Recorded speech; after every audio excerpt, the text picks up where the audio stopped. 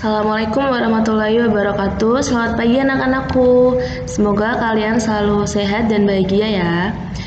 Pada kesempatan kali ini, Bu Juli akan melanjutkan materi kita di teks berita, masih bab pertama ya. Oke, kompetensi dasar yang akan kita pelajari hari ini adalah KD 3.2, yaitu menelaah struktur dan kebahasaan teks berita.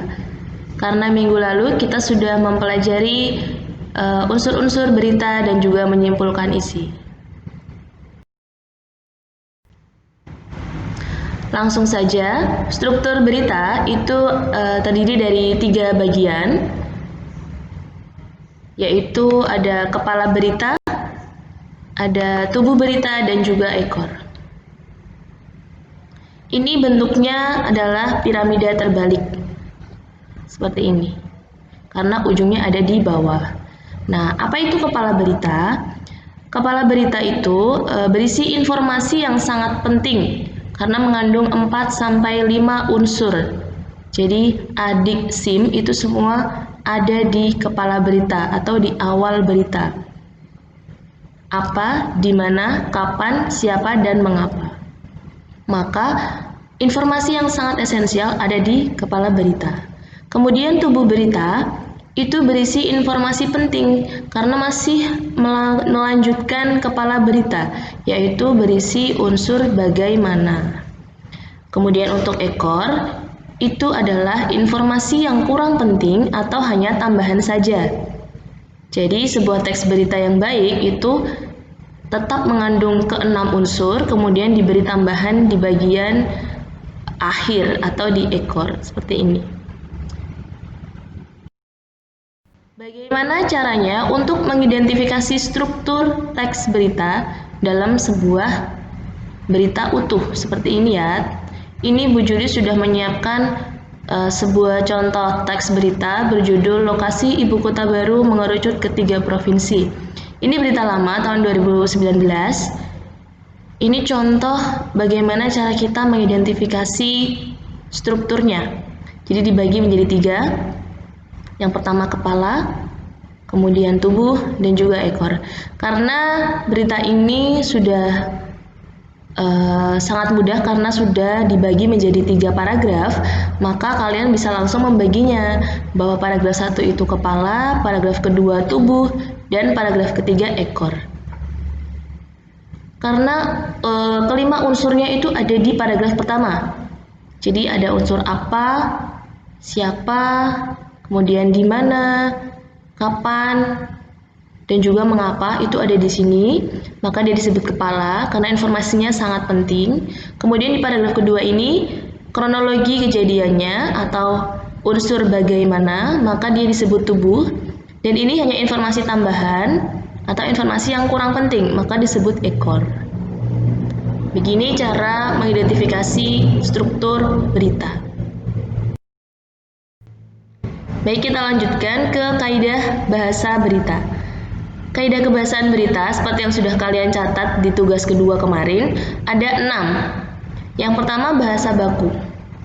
Bahasa baku itu adalah bahasa formal yang dipakai sesuai dengan kaidah bahasa Indonesia.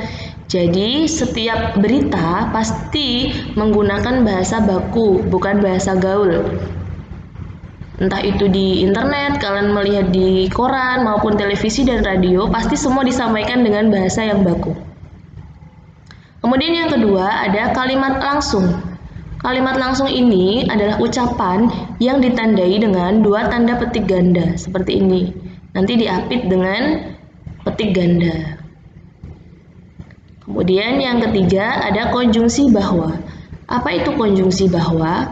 Konjungsi adalah kata hubung atau kata sambung. Sedangkan bahwa adalah kata bahwa itu sendiri. Sehingga nanti ketika kalian menemukan kata bahwa di sebuah teks berita, maka itulah konjungsi bahwa. Kalian tinggal menandai saja. Kemudian yang keempat ada konjungsi temporal atau kronologis. Konjungsi itu kata hubung, sedangkan temporal adalah urutan waktu. Maka konjungsi temporal adalah kata hubung yang menunjukkan urutan waktu atau urutan kejadian. Contohnya apa saja? Misalnya ketika, saat, lalu, kemudian, setelah itu, sesudah, sebelum, awalnya, akhirnya, dan masih banyak lagi. Yang jelas, kata-kata tersebut menunjukkan urutan waktu atau urutan kejadian. Nanti ketika kalian menemukannya di sebuah teks berita, ditandai juga. Kemudian, kaidah bahasa berita yang kelima, ada keterangan waktu dan tempat. Nah, ini paling mudah. Keterangan waktu dan tempat itu adalah unsur when dan where, atau yang kita kenal dengan di dan juga k ya, dik gitu.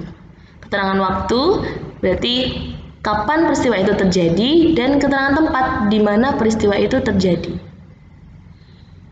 Nah, contohnya di Yogyakarta hari Senin tanggal 3 Agustus 2020. Di Yogyakarta ini adalah keterangan tempat, sedangkan Senin tanggal 3 Agustus 2020 adalah keterangan waktu. Dan yang terakhir, kaidah kebahasan berita adalah kata kerja mental. Kata kerja mental itu adalah kata kerja yang berkaitan dengan hasil pemikiran.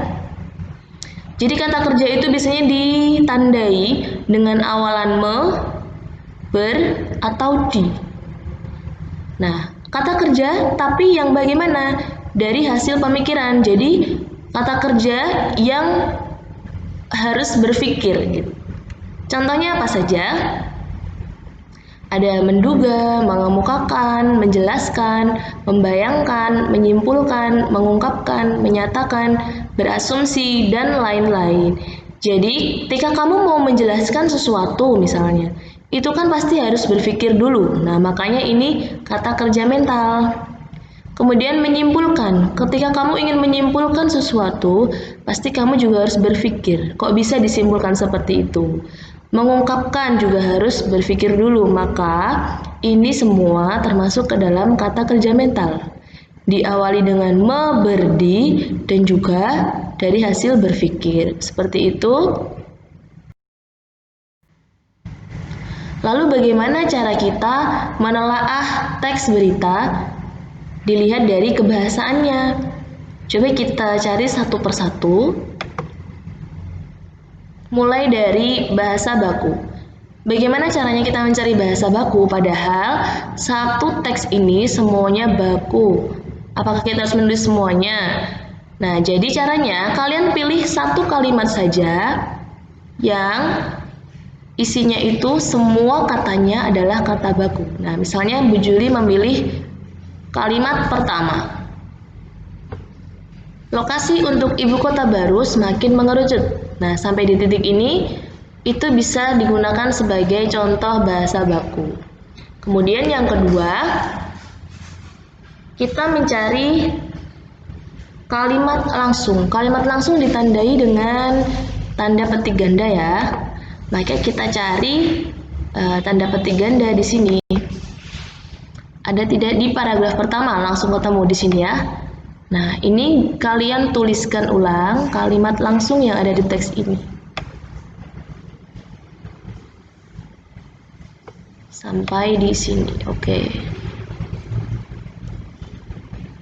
Sampai titik ya. Kemudian kita cari lagi, jika ada lebih dari satu, tuliskan semuanya. Nah, ternyata di paragraf kedua masih ada. Kita cari yang titik tanda petik ganda ini. Itu kalimat langsung. Sampai di sini. Kemudian masih ada lagi ternyata di paragraf terakhir. Maka kita tuliskan juga.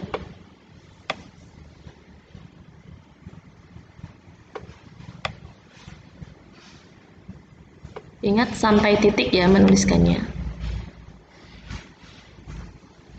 Oke. Nah, sekarang kaidah yang ketiga adalah konjungsi bahwa. Maka kita mencari mana kata bahwa dalam teks berita itu. Kita caranya mencari per baris. Seperti ini kita telusuri per baris, adakah kata bahwa. dalam teks ini. Nah, ternyata kita sudah menemukan di paragraf pertama, ini dia. Nah, lalu kita cari lagi. Ternyata di sini masih ada. Oke, ditandai langsung di teksnya. Kemudian kita cari lagi di paragraf selanjutnya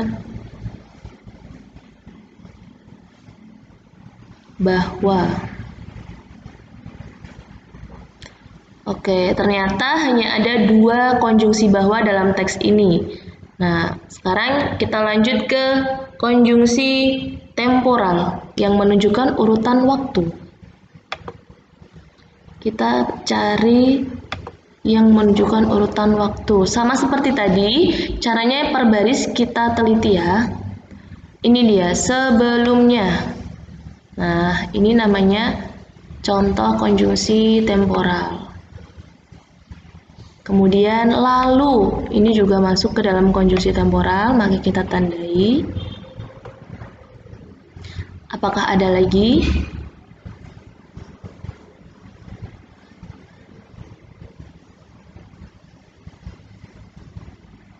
Usai. Usai itu artinya setelah. Maka dia masuk ya ke dalam konjungsi temporal. Lalu kita telusuri lagi.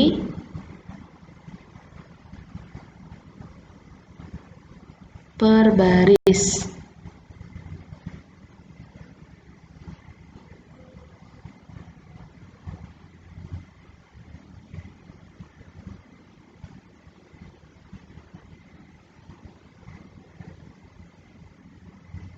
Oke, ternyata hanya ada 3 konjungsi temporal dalam teks ini, yaitu sebelumnya, lalu, dan juga usai. Oke, sekarang kita cari yang selanjutnya, yaitu keterangan waktu dan tempat. Nah, ini paling mudah ya. Kita cari keterangan waktu dan tempat. Dalam teks ini ada di sini. Di istana pada Selasa 6 Agustus 2019. Keterangan waktunya yaitu 6 Agustus 2019 dan keterangan tempatnya di istana. Oke, terakhir kita tinggal mencari kata kerja mental. Kata kerja mental tadi adalah meberdi yang merupakan hasil pemikiran ya. Mari kita cari meberdi. Jadi kita cari langsung kata-kata yang menggunakan awalan me, ber, sama di. Mengerucut, apakah mengerucut itu berpikir? Tidak, maka kita tidak pilih itu. Menyebut juga bukan, dipindah juga bukan. Kemudian diputuskan, nah ini. Diputuskan. Kita sebelum memutuskan sesuatu pasti berpikir, maka diputuskan itu masuk. Kemudian disampaikan. Nah, sebelum Pak Presiden menyampaikan sesuatu, pasti berpikir dulu. Kemudian ada lagi mengungkapkan. Nah, sebelum Pak Bambang ini mengungkapkan, dia pasti berpikir terlebih dahulu, maka dia masuk ke dalam kata kerja mental. Menyampaikan juga. Kemudian berjanji tidak. Memilih. Nah, ini masuk ya, memilih. Sebelum kita memilih, pasti kita harus berpikir dulu mana yang lebih baik. Mengumumkan tidak.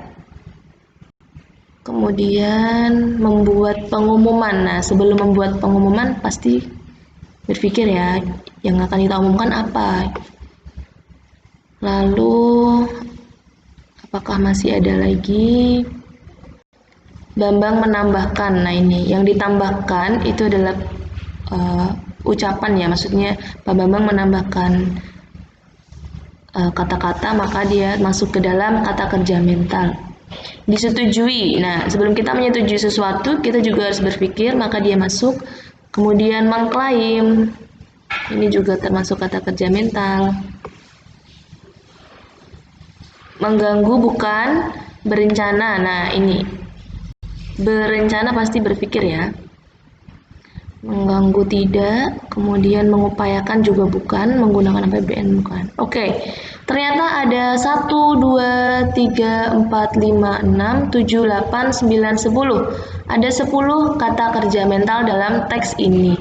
Oke, nah itu tadi caranya menelaah kaidah kebahasaan teks berita ya anak-anak. Sangat mudah, jadi seperti itu.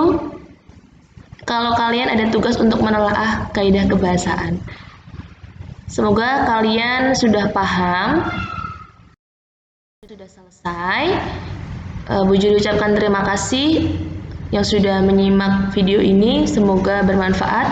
Wassalamualaikum warahmatullahi wabarakatuh.